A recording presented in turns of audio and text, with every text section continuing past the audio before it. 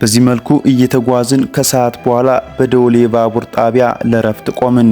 ደወሌ የመጀመሪያዋ በኢትዮጵያ ግዛት ውስጥ ያለች የባቡር ጣቢያ ነች።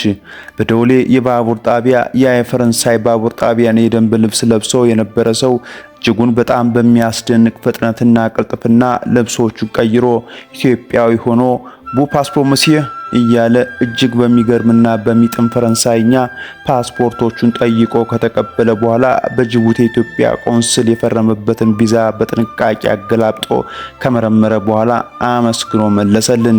በጣም ከመሸ በኋላ ድሬዳዋ ገባን።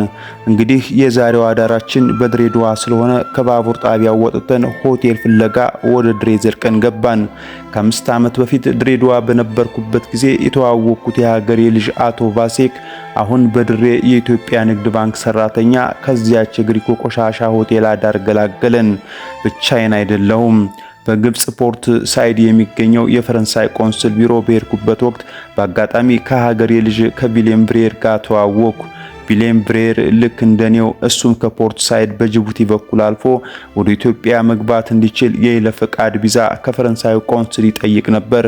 ከቪሌም ብሬር ጋር ከፖርት ሳይድ እስከ ጅቡቲ ብሎም እስከ አዲስ አበባ ድረስ መጓዝ ብቻ ሳይሆን በተንቤን ያየሁትን ፍዳ ሁሉ አብሮኝ የተካፈለ ሰው ነው።